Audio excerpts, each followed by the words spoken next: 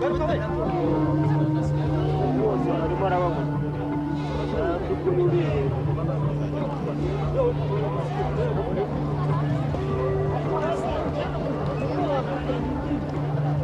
we came down on a routine monitoring trip, crossed the ferry, looked up, and there, thousands of people walking along, running along, all over the place.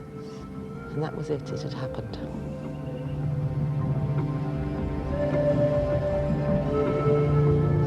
I think we were probably a bit dazed when we first saw it, so we carried on down to the border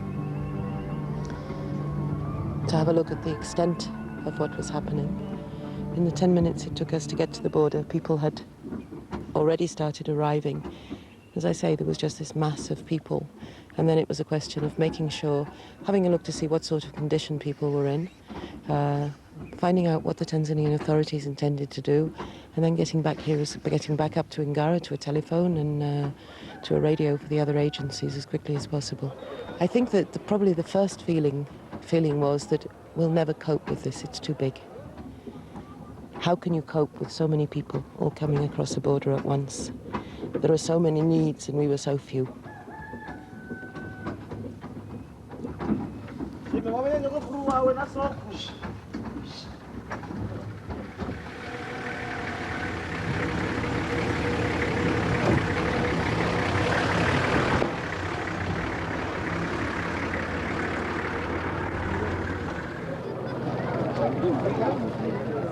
Never before in the history of UNHCR had such a large number of refugees flooded so quickly into an area. The task seemed overwhelming, but there were a number of positive factors in the operation's favor. Many of the refugees brought food with them, and they seemed to be in fairly good health. The Tanzanian government was sympathetic to the refugees' cause and worked hard to support the agencies on the ground. A tarred road and another under construction were additional assets. They would facilitate the transport of massive quantities of food and materials needed for the 200,000 refugees who came during the first few days. Another big plus was that basic contingency plans were in place, though a much smaller influx was expected. The government identified a site near an available water source. Food and other items were also stockpiled. We can implement programs after that, helping the Rwandan children. The fact that UNHCR and NGOs were already on the ground gave them time to develop a good working relationship. We had a meeting with the agencies that night, and we were very small number of people between the Tanzanian Red Cross, MSF Spain, ourselves. So we weren't very many people, so we basically split up what we were doing. We contacted all of the other agencies in Kigoma and around to tell them, okay, it's happened, start getting stuff up as quickly as possible. We contacted Geneva, and very early the next morning, each of us went down the path that had been decided the night before.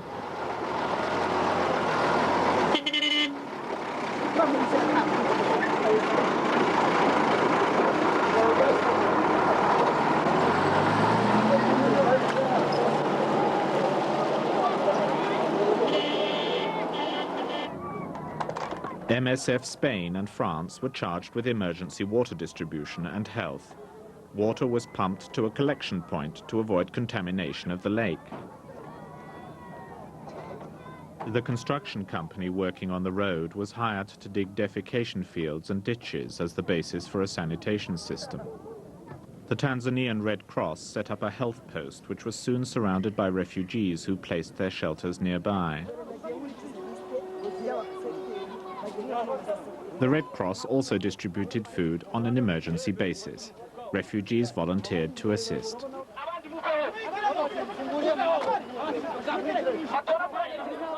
The site where assistance was delivered became a gathering point for refugee shelters, but the congestion soon posed a health hazard. Refugee leaders were asked to encourage their people to spread out on the site.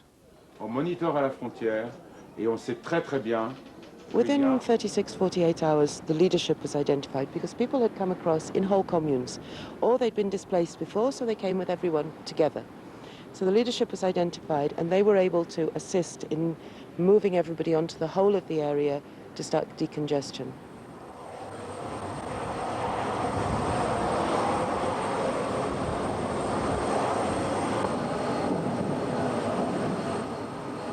Within days, the emergency response had geared up.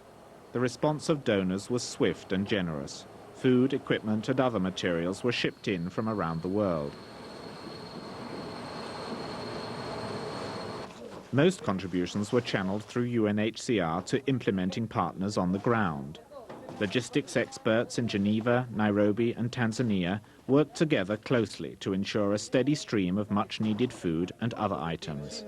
Then, as the number of agencies on the ground grew, the need for coordination intensified. I think the coordination and the cooperation went extremely well from the beginning. We were faced with such a huge problem that none of us could afford to go out on our own without affecting both whatever we were trying to do, but also affecting what everybody else was trying to do. I think that you've got to meet, you've got to discuss, you've got to have differing viewpoints and then consensus at the end. I think that if any agency imposes totally on another, then your coordination will go. Das geht's in, yeah.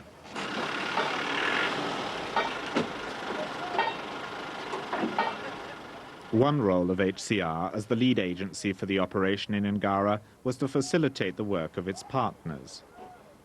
HCR's office was overwhelmed with requests for assistance, materials and phone time. All the NGO at the beginning of this operation were at UNHCR office, and this is good. It's like this you can do a proper cooperation, and you can organize things, and this operation for that is really good, really good. Accountability is an important aspect for all refugee operations, but in an emergency, some procedures must be simplified to allow implementing partners to get on with their work. We are able now to do letter of intent, to be able to give a first installment to the agency, and they can really work and have money to work and not go to all this sub-agreement. And we have emergency LOI, so Geneva don't wait for a formal letter of instruction, giving all the details. We can just go ahead and have a letter of mutual intent and release funds so the agency can begin really to work. And this is good too. Because, for example, we haven't signed the sub-agreement, we're in the process of signing them. So in a normal operation, if we'll have wait this time to really operate, it will be too late.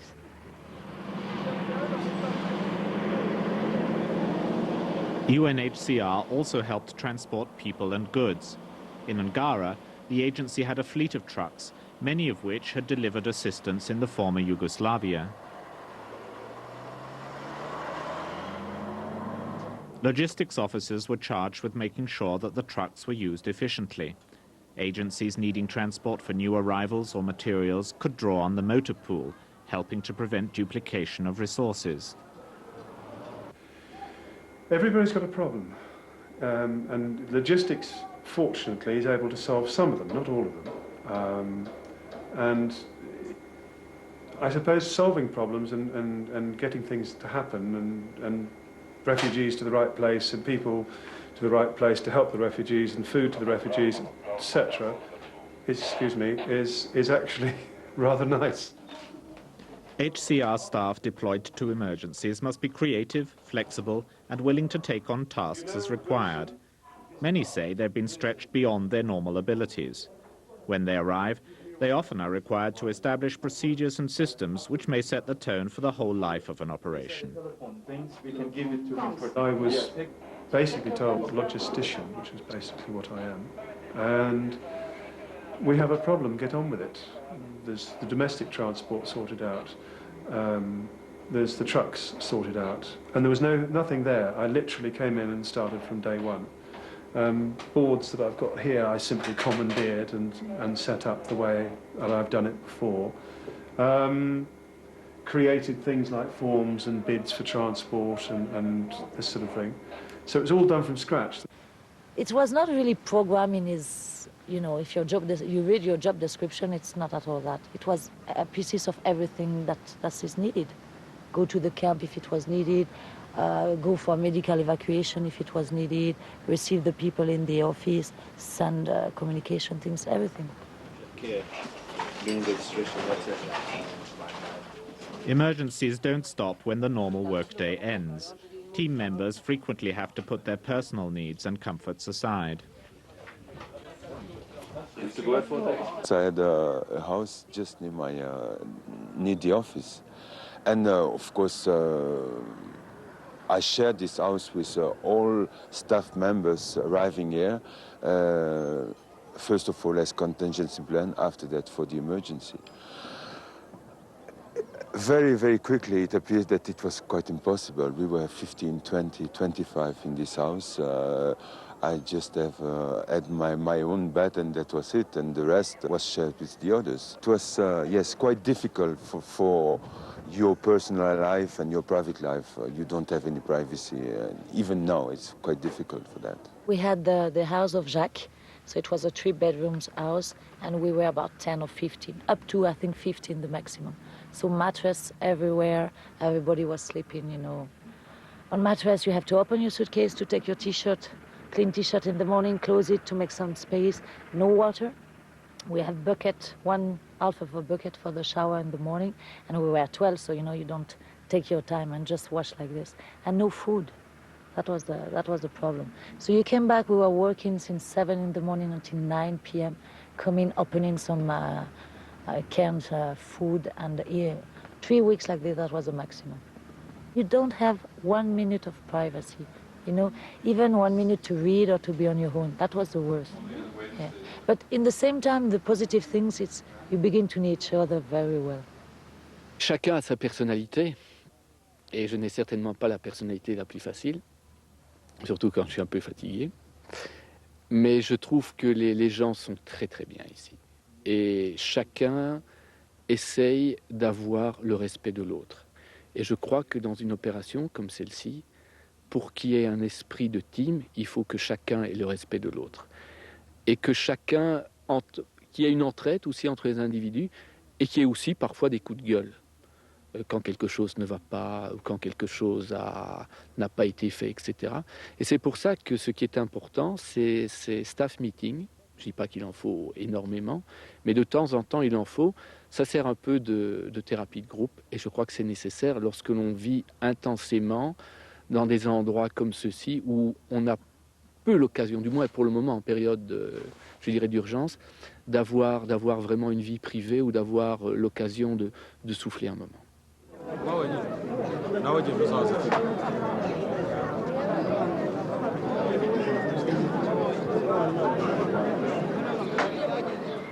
They probably have redeployed it somewhere.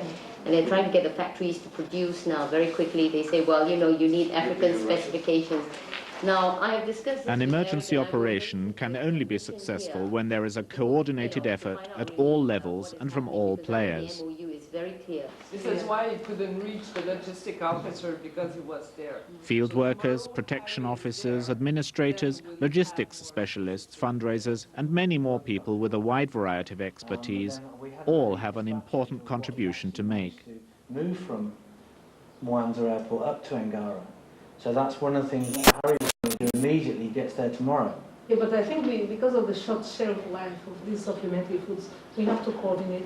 But experience has taught us that the best results come when the response is coordinated and focused on the needs in the field. If I understand, there's very good coordination of all the agencies in Ngara. I think it's a question of us asking the information from them. So, as I said before, perhaps the desk could take action. From the Geneva point of view, you have, they had the task force and the operations force. And if I have understood it correctly, they were using the reports that were coming out from the field as their agenda for their meetings, so that the needs, the concerns and everything were addressed in those meetings, and action was taken immediately afterwards. 5 flights in tomorrow. 5 flights? Yeah. I'm sure that for the people sitting in Geneva who've not seen Bamako, who've not seen Lamassi, who've not seen the way things have developed, they have worked as hard as we've worked, but seen less of the results. I think we've got the satisfaction of knowing the results. Without that support, it wouldn't have worked here. I think we have learned a lot since the Gulf crisis. And now we are able to respond even before, to do preparedness, instead of being 3 weeks or 1 month or 2 months after the emergency has happened. Hello. Yes, yes.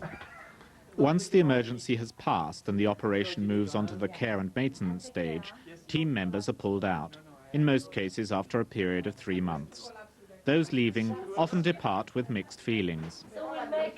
I'm happy in one sense because I'm a little bit tired and I just want to go see my friends and my family and to have some rest.